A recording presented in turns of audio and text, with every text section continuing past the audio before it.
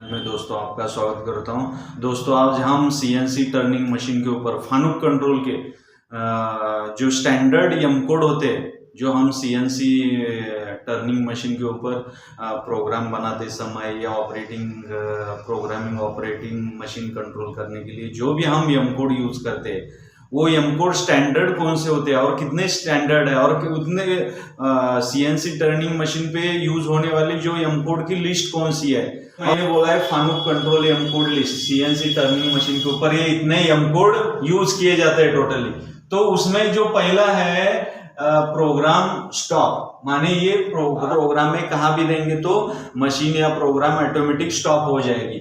फिर उसके बाद M1 मतलब ऑप्शनल स्टॉप बोलते हैं उसको, मगर M01 जहां दिया है वहां आने के बाद मशीन या प्रोग्राम स्टॉप होता है टोटली सब तो रिलेटेड है।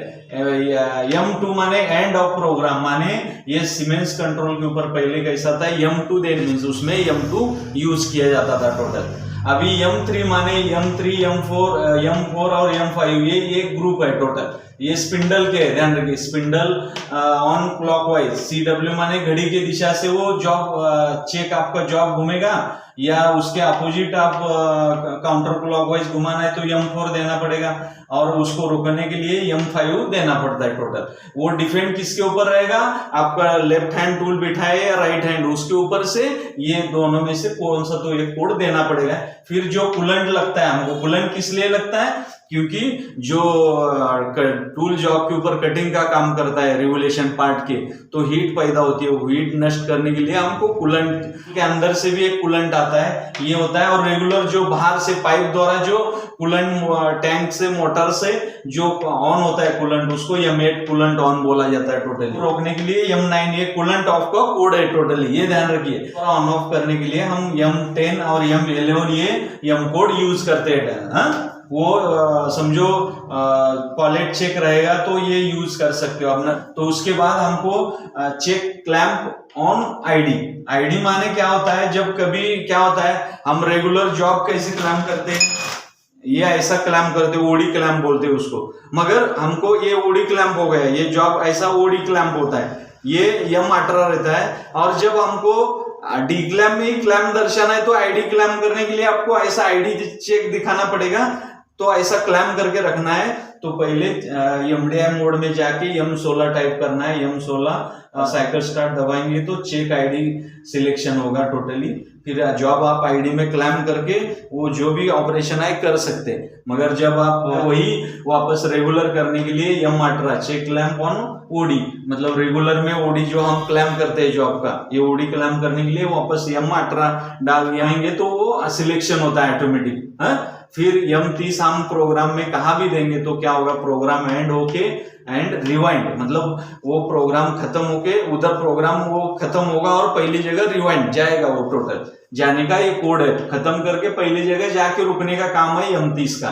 फिर M31 माने टेल स्टॉक क्यूल फॉरवर्ड, सामने से सपोर्ट देने के लिए टेल स्टॉक रहता है, वो टेल स्टॉक क्यूल फॉरवर्ड मतलब रेस्ट होता है, और रिट्रैक्ट मतलब पहली जगह वापस आता है वो टोटल।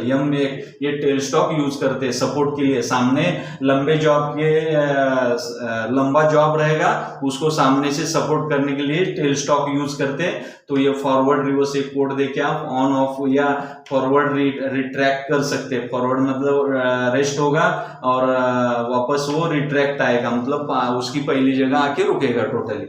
तो उसके बाद हमको समझो जॉ खोलने के लिए हमको स्पिंडल लॉक करना पड़ता है। लॉक करने के लिए MDI में जाके M19 डालोगे तो लॉक होगा, फिर आप एलन की से वो जॉ निकाल के दूसरा बिठा सकते हो टोटली। फिर वापस रेगुलर में आने के लिए डिक्लैम्प करने से भी हो सकता है, या समझो M20 डालेंगे तो भी अनलॉक हो जाएगा टोटली। तो ये M20 अनलॉक के लिए और स्पिंडल अनलॉक होता है टोटल।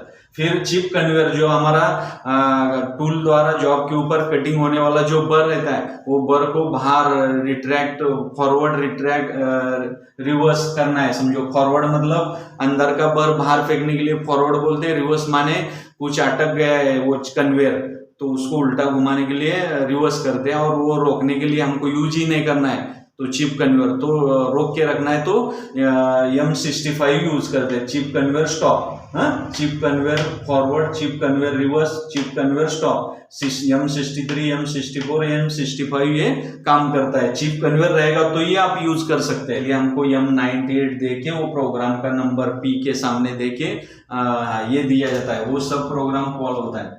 M98 और P 2244 ये सब प्रोग्राम कॉल होता है। वो कितनी बार कॉल करना है या ये कैसे करना है, ये सब इसका सब प्रोग्राम कॉल करने के लिए ये यूज करते हैं M98 और सब M98 सब प्रोग्राम एंड ये जो सब प्रोग्राम होता है उसके नीचे M99 दिया जाता है, मतलब वो सब प्रोग्राम खत्म हो गया, ऐसे दर्शाने का काम 99 का। और दूसरा 99 का काम क्या है, आप जंप कर सकते हो, मतलब आपका समझो 3-4 टूल का प्रोग्राम है एक, और समझो तीसरे टूल का क्या हो रहा है कि एक टूल का रिवर्क आ गया, आखिर जो टूल है उसके सब एक 10-12 जॉब रिवर्क आ गए, तो वो रिवर्क करने के लिए आपको जंप करना है, समझो डायरेक्ट तीसरा ही टूल छोड़ना है, तो आप डायरेक्टली प्रोग्राम स्टार्ट के पहले नंबर के बाद में M98 अभी ये समझो N3 है तो उधर P3। दोस्तों क्या है कि सब प्रोग्राम ये